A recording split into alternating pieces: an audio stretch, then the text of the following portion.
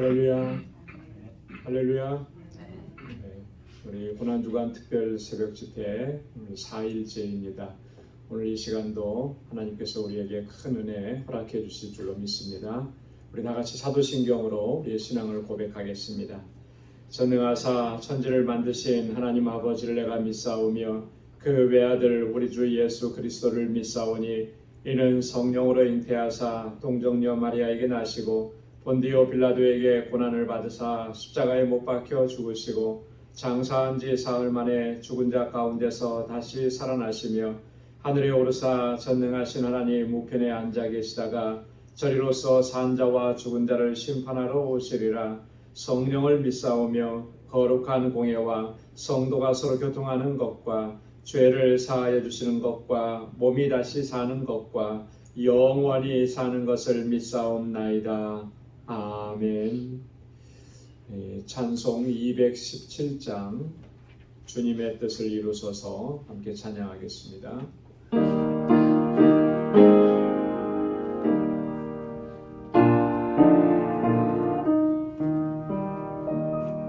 주님의 뜻을 이루소서 고요한 중에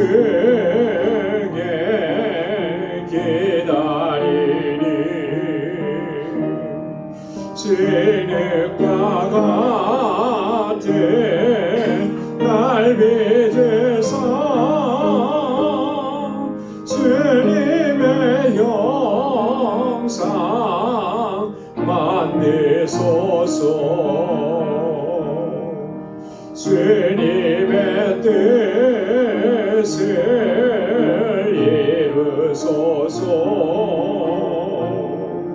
주님 발 앞에 엎드리니 나의 맘속을 살피시사 눈보다 위게 하옵소서. 주님의 뜻을 이루소서. 병들어 몸이 피곤할 때 권능의 손을 내게 펴서 새롭게 하여 주옵소서. 주님의 뜻을 이루소서. 온전히 나를 주장하사 주님과 함께 동거함을 만민이 알게 하옵소서.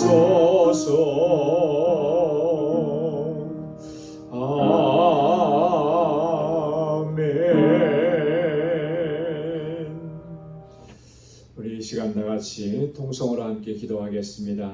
주님의 뜻을 알게 하시고 주님의 뜻대로 행할 수 있도록 우리 인도해 주옵소서. 우리 또 특별히 우리 선교사님들을 위해서 기도하겠습니다. 우리 세계 곳곳에서 주의 복음을 증거하는 우리 선교사님들 하나님께서 능력의 장중에 붙들어 주시고 또 저희의 모든 필요를 하나님 채워 주시도록 또 그래서 복음의 열매가 가득하고 생명의 열매가 가득한 사역이 되도록 하나님 인도해 달라고 특별히 우리 멕시코 또 니카라과 아이티 필리핀에서 사역하시는 우리 선교사님들 우리 함께 협력하게 하셨는데 또 우리에게도 이 선교의 사명을 잘 감당할 수 있는 은혜 허락해 달라고 우리 같이 통성으로 기도하고 오늘 우리가 가지고 나온 기도의 제목도 함께 알리겠습니다. 다 같이 기도하겠습니다. 은혜가 풍성하시고 자비하신 아버지 감사합니다. 이 고난주간 한 주간 저희들에게 은혜의 시간들로 하나님 채워주시니 감사합니다. 매일 새벽마다 새벽을 깨우며 주님의 보좌 앞에 나아가서 아버지 이렇게 주님을 경배하고 찬양할 수 있고 예배하게 하시고 하나님의 귀한 말씀을 또 듣게 해주셔서 감사합니다. 아버지 하나님, 저희들에게 정말 하나님의 뜻을 분별할 수 있는 지혜와 총명을 허락하여 주옵소서. 또한 아버지 하나님, 주님의 뜻대로 순종하며 살아갈 수 있도록 주님의 능력으로 우리를 붙잡아 주옵소서. 언제나 어디서나 무엇을 하든지 정말 하나님의 뜻을 행할 수 있는 신실한 믿음의 사람들로 저희들을 세워주시고 언제나 아버지 주님께만 영광 돌리며 살아가는 저희들 되게 하여 주옵소서. 우리의 마음을 다하고 힘을 다하고 뜻을 다하여서 하나님 살아가게 하시고 오 하나님 아버지, 주님의 마음의 중심을 아버지 하나님 헤아릴 수 있도록 도와주셔서 아버지의 뜻하신 일들을 온전히 감당하도록 도와주옵소서. 아버지 하나님, 특별히 세계 곳곳에서 주의 복음을 증거하는 우리 사랑하는 선교사님들을 위해서 기도합니다. 주의 종들을 붙잡아 주옵소서. 주님의 명령에 순종해서 땅 끝까지 나아갔습니다. 아버지 하나님, 그 죽음의 땅을 향하여서 주의 복음을 들고 생명을 들고 사랑을 들고 나아갔습니다. 사랑하는 주의 종들을 강건하게 붙잡아 주시고 아버지 하나님, 어느 때보다도 힘들고 어려운 이때 정말 주님의 사명을 감당하기에 부족함 없도록 하나님께서 은혜와 능력과 권능으로 또한 아버지 저에게 필요한 모든 것들로 채워주옵소서. 특별히 아버지 하나님, 함께 협력하게 하신 우리 선교사님들 그 사역지를 붙잡아 주시고 아버지 하나님, 능력으로 함께하여 주옵소서. 생명의 역사가 날마다 풍성하게 일어나도록 주님 주장하시고 이끌어 주옵소서. 아버지 하나님, 우리 방주교회도 정말 주님께서 주신 이 귀한 사명, 아버지 영원 구원의 사명과 아버지 복음을 전하는 아버지 선교의 사명을 잘 감당할 수 있도록 도와주시고 이 일을 위해서 우리 온 성도들이 한 마음과 한 뜻이 되도록 역사하여 주옵소서. 아버지 하나님, 오늘도 이 새벽에 주님 앞에 우리의 간절한 소원과 기도의 제목을 가지고 나와서 이 시간 하나님 앞에 부르짖고 간구하오니 사랑하는 주의 종들 아버지 하나님, 그 부르짖음에 귀를 기울여 주옵소서. 아버지, 저희의 믿음을 더욱 견고하게 하옵시고 저들의 삶 가운데 아버지 곤고함이 없도록 하나님 늘 채워주시고 날마다 주여 아버지 주의 귀한 역사를 저희들의 삶 가운데 이루어 주옵소서. 오늘도 주님의 말씀 듣기 원합니다. 우리의 마음밭을 기경하여 주시고 하나님의 귀하신 말씀으로 우리에게 들려주셔서 아버지 하나님, 주님 앞에 새로운 결단과 각오로 설 수 있도록 은혜 베풀어 주옵소서. 모든 것 감사합니다. 예수님의 이름으로 감사하며 기도드리옵나이다. 아멘.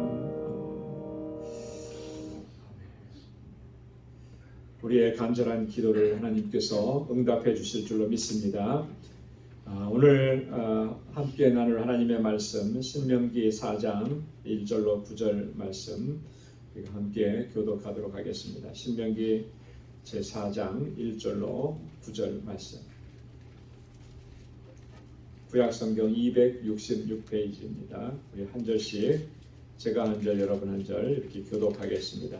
신명기 4장 1절입니다.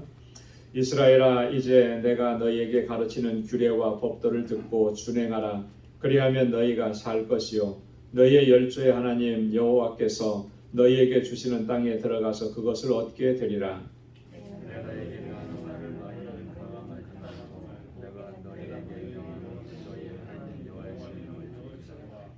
여호와께서 바알보올의 일을 인하여 행하신 바를 너희가 목도하였거니와 바알보올을 좇은 모든 사람을 너희 하나님 여호와께서 너희 중에서 진멸하셨으되 오직 너희의 하나님 여호와께로부터 떠나지 않은 너희는 오늘까지 다 생존하였느니라.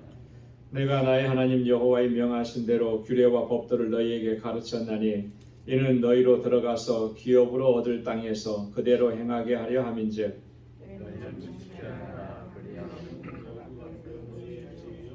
너희의 지식이라.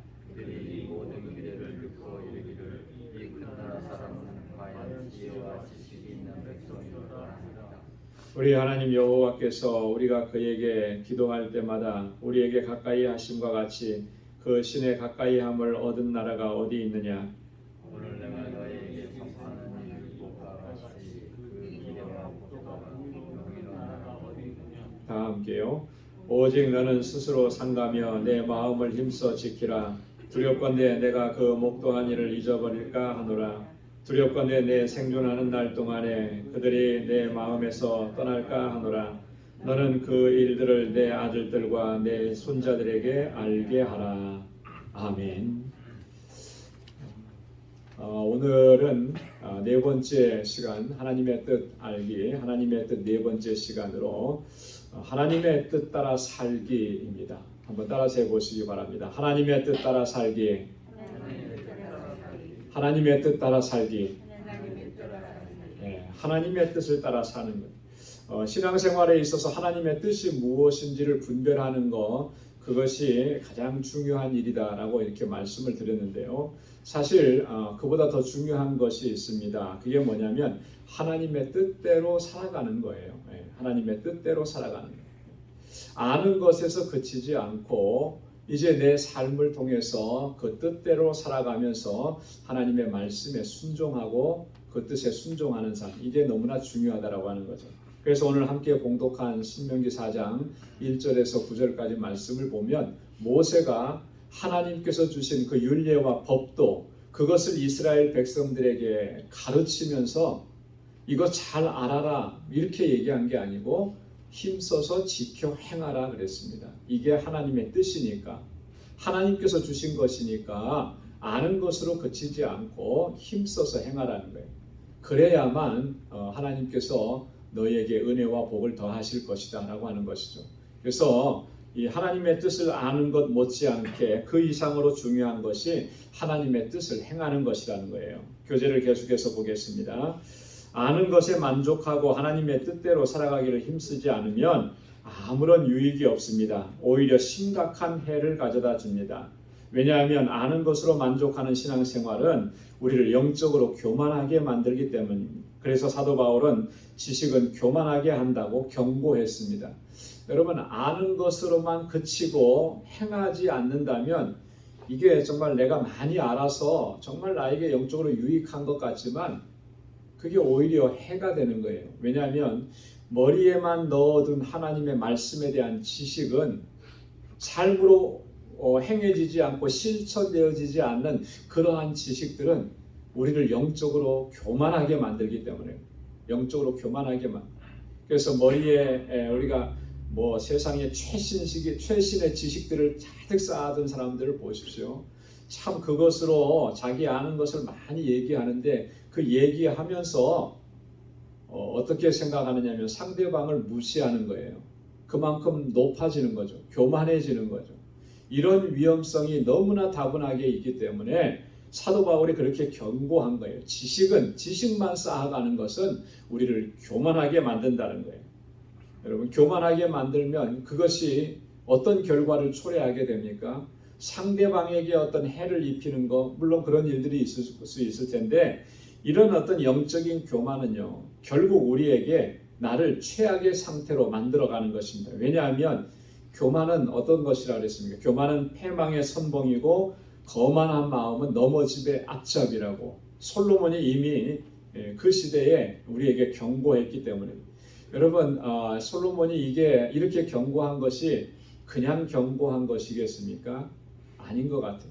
자기가 다 경험해 봤던 일이기 때문에 그렇게 경고하는 거예요. 세상에 솔로몬만큼 똑똑한 사람 없었고 세상에 솔로몬만큼 부유한 사람이 없었습니다. 그런데 그 똑똑함과 그 부유함이 결국 자기를 어떻게 만들었는가?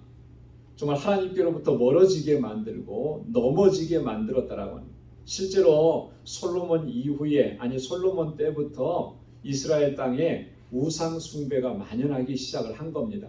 왜냐하면 솔로몬이 그걸 다 허용해 줘 버렸기 때문에. 결국 솔로몬이 죽고 나서 이스라엘은 남과 북으로 갈라지게 되었던 것이죠. 이 모든 결과들이 다 무엇 때문에 그러느냐? 솔로몬은 깨달은 것입니다. 내가 교만했기 때문에 그렇다. 교만했기 때문에. 교만은 패망의 선봉이고 넘어짐의 앞잡이라고 하는 것을 나중에 가서야 솔로몬이 깨닫고 그 이야기를 한 것이에요.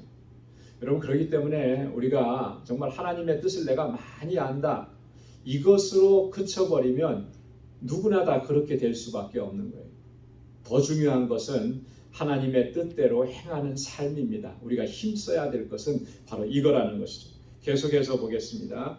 하나님의 뜻대로 순종하며 사는 삶은 결코 쉽지 않습니다. 그래서 사도 바울은 내가 내 몸을 쳐서 복종케 한다고 고백했습니다. 예수님께서도 하나님의 뜻에 온전히 순종하기 위해서 겟세마네 동산에서 그렇게 처절하게 몸부림치시면서 기도하셨던 것입니다. 얼마나 간절하게 기도하셨는지 땀이 땅에 떨어지는 핏방울같이 되었다. 그렇게 성경은 기록하고 있습니다. 땀을 흘리는 것만으로도 그 간절함이 느껴지는데 그것이 마치 핏방울이 떨어지는 것과 같이 실제로 모세 혈관들이 터져서 그 땀과 함께 그 피가 섞여져서 떨어졌다. 학자들은 그렇게 봅니다. 그만큼 간절하게 하나님의 뜻에 순종하기 위해서 그렇게 기도하셨다라고 하는 거죠. 자, 하나님의 뜻을 따라서 우리가 온전한 순종의 삶을 살아갈 수 있으려면 어떻게 해야 하겠는가? 오늘 세 가지로 한번 살펴보려고 합니다. 첫째는 마음과 뜻과 힘을 다해서 하나님을 사랑해야 합니다. 한번 따라서 해보십시오. 마음과 뜻과 힘을 다하여 하나님을 사랑합시다. 네, 우리의 모든 것을 다해서 힘을 다해서 하나님을 사랑해야 한다는 것. 자, 계속해서 봅니다. 어느 목사님께서 이런 말씀을 하셨습니다. 우리가 하나님의 뜻에 온전히 순종하지 못하는 것은 가장 근본적인 문제는 우리가 진실하게 하나님을 사랑하지 못하기 때문입니다. 진실하게 하나님을 사랑하는 사람에게는 하나님의 뜻에 순종하는 삶이 결코 어려운 일이 아닙니다. 여러분 이 말씀 어떻게 느껴지십니까? 저는 전적으로 동의할 수 있는 것 같아요. 여러분 진실한 사랑이라고 하는 것은 그 사랑의 대상을 위해서 자신의 생명까지도 내어놓는 그러한 숭고한 희생을 가능하게 하는 것이 진실한 사랑입니다. 그 사랑에는 그러한 능력이 있다라고 하는 거죠. 그래서 예수님께서 이렇게 말씀하신 겁니다. 내 마음을 다하고 목숨을 다하고 뜻을 다하여 주 너의 하나님을 사랑하라. 마음을 다하고 내 생명을 다하고 뜻을 다해서 하나님을 사랑하라. 왜 그렇게 하나님을 사랑해야 되느냐? 이렇게 진실하게 하나님을 사랑하는 자가 하나님의 뜻에 온전한 순종으로 나아갈 수가 있기 때문에 순종하는 삶을 살아갈 수가 있기 때문에 여러분 하나님을 사랑하는 마음이 없고 하나님을 향해서 내 모든 것을 드리겠습니다라고 하는 그런 각오와 결단이 없이 하나님의 뜻대로 순종할 수가 있겠습니까? 그렇게 할 수가 없는 거예요. 이 순종의 삶은 사랑의 마음으로부터 나온다라고 하는 것이죠. 그래서 요한복음 21장 15절에서 예수님께서 베드로에게 그렇게 말씀하신 겁니다. 우리 다 함께 읽어보겠습니다. 저희가 조반 먹은 후에 예수께서 시몬 베드로에게 이르시되 요한의 아들 시몬아 내가 이 사람들보다 나를 더 사랑하느냐 하시니 가로되 주여 그러하이다. 내가 주를 사랑하는 줄 주께서 아시나이다. 가라사대 내 양을 먹이라 하시고 아멘. 예수님께서 베드로에게 그렇게 물어보셨습니다. 내가 이 사람들보다 나를 더 사랑하느냐? 정말 나를 진심으로 사랑하느냐? 그때 베드로가 대답합니다. 주님께서 아시지 않습니까? 내가 주님을 사랑합니다. 그리고 나니까 주님께서 뭐라고 하셨어요? 내 양을 먹이라. 내 어린 양을 먹이라. 주님의 제자들은 어린 양을 주님의 양들을 쳐야 되는 그런 사명이 있는데 그 사명 그게 하나님의 뜻인데 주님을 사랑하는 마음이 없으면 그렇게 할 수 없다는 거죠. 그래서 예수님께서 베드로에게 먼저 물으신 것이 있습니다. 내가 이 사람들보다 나를 더 사랑하느냐? 내가 세상보다 나를 더 사랑하느냐? 세상에 좋은 것들 많은데 세상에 명예도 있고 또 물질도 있고 부함도 있고 뭐 즐거움도 있는데 그런 것들보다 내가 나를 더 사랑하느냐? 베드로가 네 주님을 사랑합니다. 그러니까 주님이 이렇게 그 양을 맡기시는 거죠. 여러분 주님을 사랑해야 합니다. 그 사랑하는 마음이 하나님의 뜻대로 행하도록 우리를 이끌어가는 줄로 믿습니다. 요한복음 5장 41절에 보면 다만 하나님을 사랑하는 것이 너희 속에 없음을 알았노라. 누구에게 그렇게 말씀을 하신 거냐면 예수님께서 예수님을 핍박하는 당시의 종교 지도자들, 유대인들, 대제사장들, 서기관들, 바리새인들 이런 사람들에게 하신 말씀이에요. 너희 속을 보니까 너희 하나님을 섬긴다고 하고 최고로 하나님을 잘 섬긴다고 하는데 너희가 너희 속에 하나님을 사랑하는 것이 없다. 진실한 하나님에 대한 사랑이 없다. 그것을 내가 봤다. 이렇게 말씀을 하시는 거예요. 주님께서 우리에게 우리의 마음속에서 찾으시고 보시는 게 뭐겠습니까? 진실한 주님을 향한 진실한 사랑을 보시는 거예요.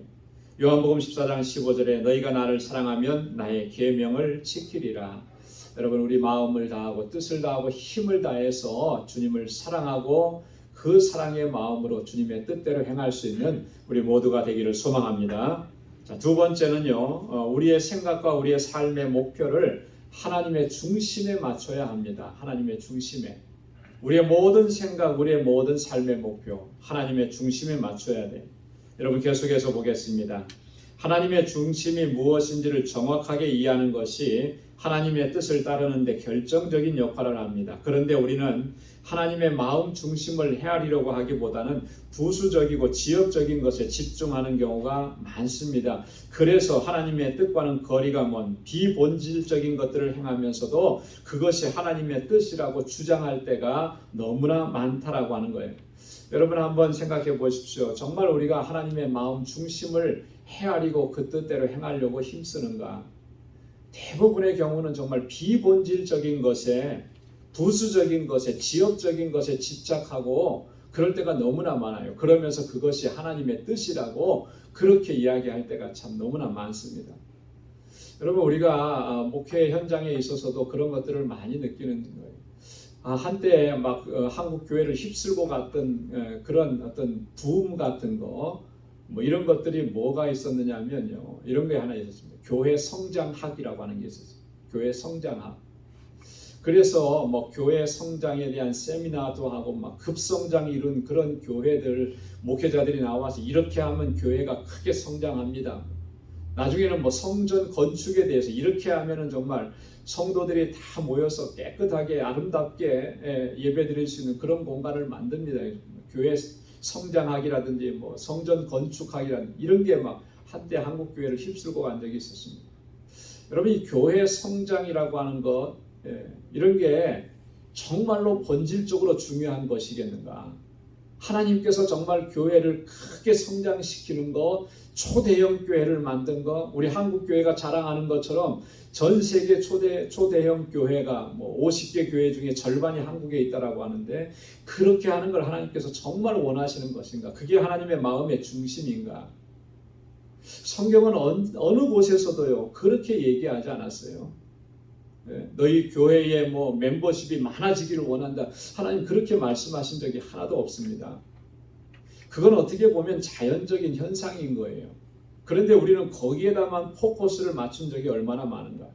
그래서 과연 어떤 결과가 나타났는가? 과연 그것이 하나님께 영광을 돌리는 일이 되었는가? 10년이 지나고 20년이 지나고 30년이 지나고 난 뒤에 하나님께 영광 돌리는 것보다는 오히려 하나님의 영광을 가리는 일들이 얼마나 많았느냐라고 하는 거예요. 왜 하나님의 영광을 가리게 됩니까? 그것이 하나님의 마음 중심에 있는 것이 아니기 때문에 그래요. 성경은 항상 하나님의 마음의 중심에 두신 것이 무엇인지를 다 밝혀주셨어요. 그래서 그것을 찾아야 되고 거기에 우리의 생각과 우리의 삶의 목표를 맞추어야 하는 것입니다. 성경이 하나님의 마음의 중심이라고 말씀하신 것을 크게 두 가지로 요약을 해볼 수가 있는데, 그 첫 번째가 뭐냐면 세상을 사랑하는 일입니다. 세상을 구원하는 일이에요.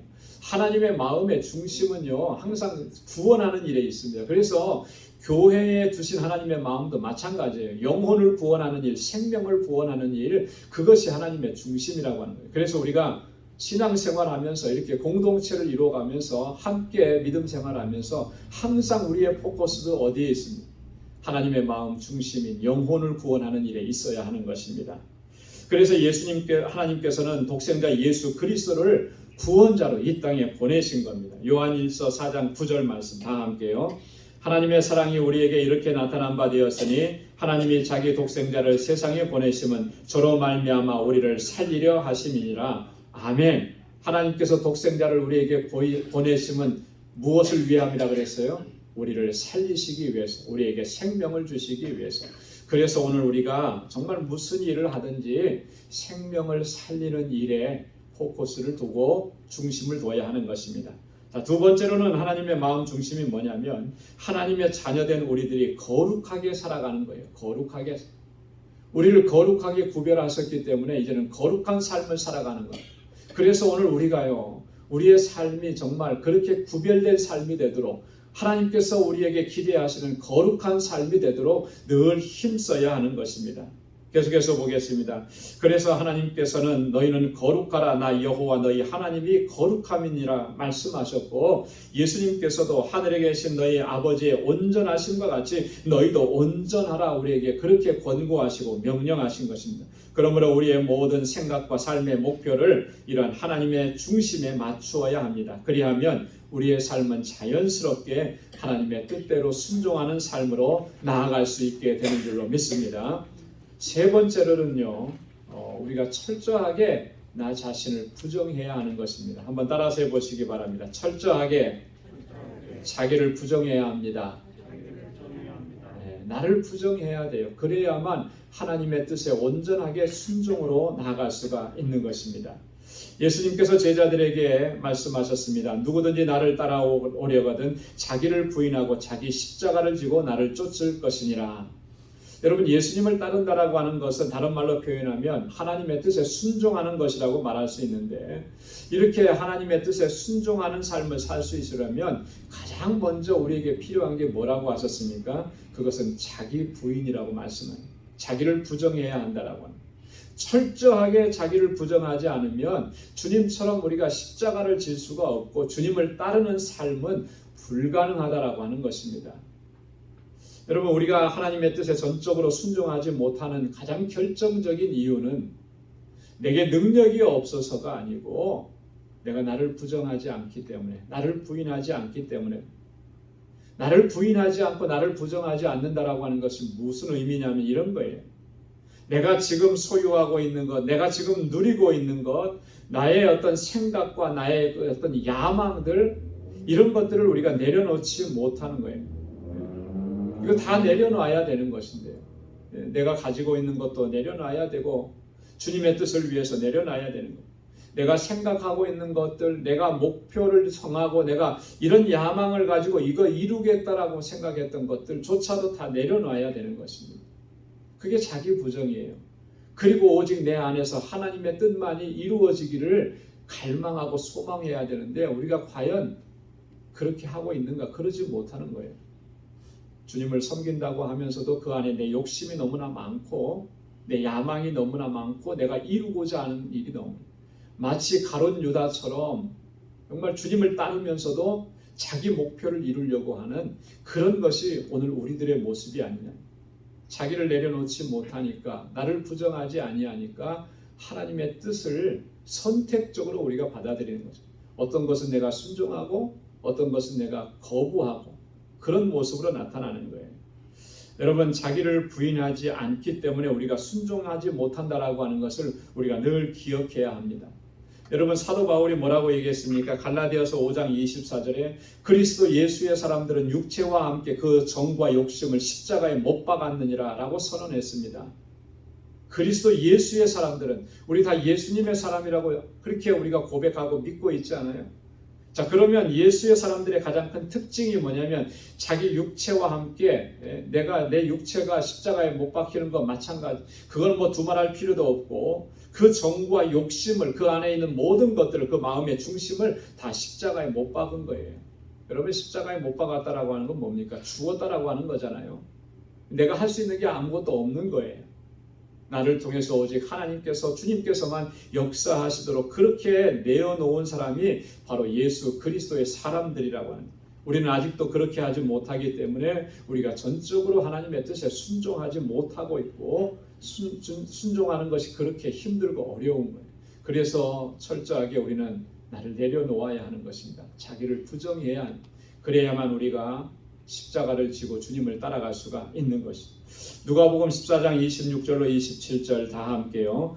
무릇 내게 오는 자가 자기 부모와 처자와 형제와 자매와 및 자기 목숨까지 미워하지 아니하면 능히 나의 제자가 되지 못하고 누구든지 자기 십자가를 지고 나를 쫓지 않는 자도 능히 나의 제자가 되지 못하리라. 아멘. 미워하지 아니하면, 이 말은요, 부인하지 아니하면 이런 말과 같은 의미인 것입니다. 자, 빌립보서 3장 7절 이하의 말씀 다 함께요. 그러나 무엇이든지 내게 유익하던 것을 내가 그리스도를 위하여 다 해로 여길 뿐더러 또한 모든 것을 해로 여김은 내 주 그리스도 예수를 아는 지식이 가장 고상함을 인함이라. 내가 그를 위하여 모든 것을 잃어버리고 배설물로 여김은 그리스도를 얻고 그 안에서 발견되려 함이니. 아멘. 자기를 부인한다라고 하는 것이 어떤 것인지를 우리는 사도 바울을 통해서 아주 명확하게 배울 수가 있는 거예요. 그동안에 나를 유익하게 했던 그 모든 것들을 나는 뭐라고 여긴다 그랬습니까? 배설물처럼 여긴다. 다 버리고. 배설물을 끌어안고 살아가는 사람은 없을 거예요. 그죠? 집안에 배설물을 두고 그렇게 살아가는 사람은 없을 거예요. 살아갈 수가 없어요. 다 버려야만 되는 거죠. 우리가 나를 주장하는 것, 다 그거 배설물을 안고 살아가는 것과 같은 것입니다. 바울은 그것을 다 배설물처럼 여기고 버렸다 그랬어요.